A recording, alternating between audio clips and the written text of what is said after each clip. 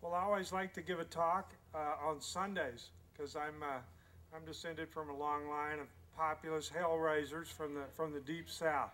So happy Sunday here, and my job is to take a look backwards at previous organic heroes and heroines, and then I want to talk about especially what Ken said. How do we get from 4% market share to majority market share ASAP with organics and family scale farms? So first of all, looking backward, I think it should help us to realize that for 10,000 years, farmers and ranchers have been farming more or less organically across the world, and for 40,000 years have been practicing what sounds like a quaint term now, animal husbandry. So we are the tradition, and we should be proud of that. And we're not talking about some modern, weird ideas that started in the 60s that we're trying to force on the public. We're talking about the way things were always done until about 60 years ago, when corporate agribusiness and the mining companies and the chemical companies and the war profiteers decided that they were going to transform food and farming into chemical intensive and energy intensive food and farming. So this 60-year period has been a disaster. It's time to bring it to a close. In the current issue coming up of Rootstock, Organic Valley's publication, I talk about how the organic alternative is a matter of survival. I think we all know this, but the bottom line right now is that we're not going to solve our public health crisis, which is going to bankrupt the country within about 10 or 15 years if we don't solve it. We're not going to stabilize the climate, which is becoming increasingly scarier. We're not going to be able to deal with more expensive fossil fuel energy unless the organic alternative becomes the norm again, as it was before. And that's not far-fetched. I mean, I was born in 1946. In 1946 in the United States, 42% of our fruits and vegetables were grown in our backyards or in schoolyards or in urban gardens. When you went to a grocery store, most of the stuff you bought had been produced within a 100-mile radius. Things were not genetically engineered. We weren't using sewage sludge like we do now on conventional farms and calling it fertilizer. We weren't irradiating food. We weren't incubating dangerous viruses and pathogens in factory farms that threaten to mutate and wipe us out. We weren't using ungodly amounts of chemical pesticides and fungicides and herbicides.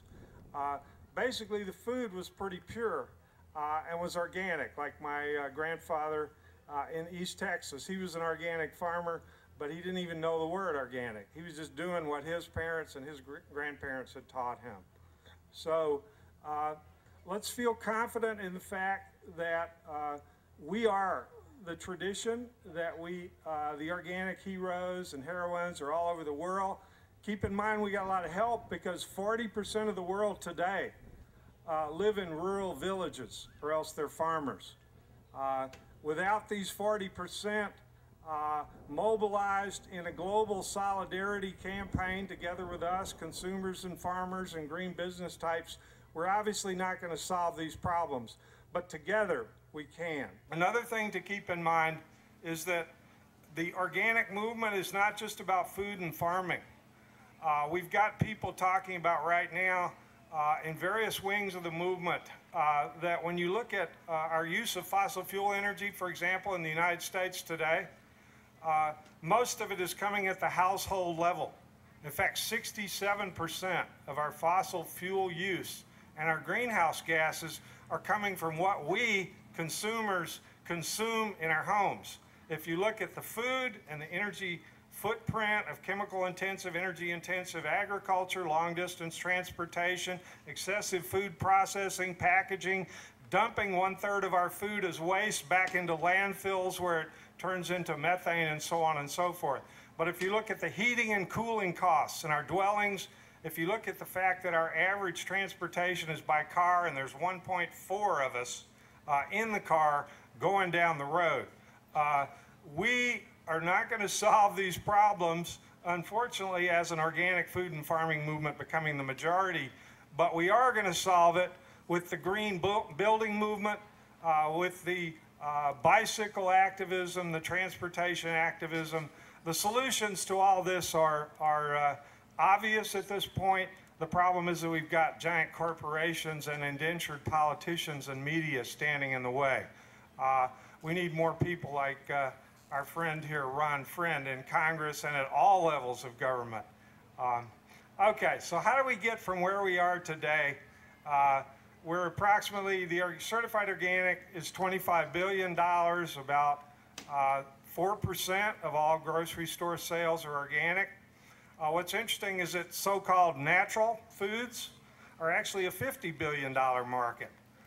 So that adds up to, that's quite a bit. That's 12 cents out of every grocery store dollar in America today is being purchased by a consumer who's trying to do the right thing for their health, for the environment, for family farms, humane treatment of animals for the future generations. That's a lot of money, especially in an economic recession where people are trying their best.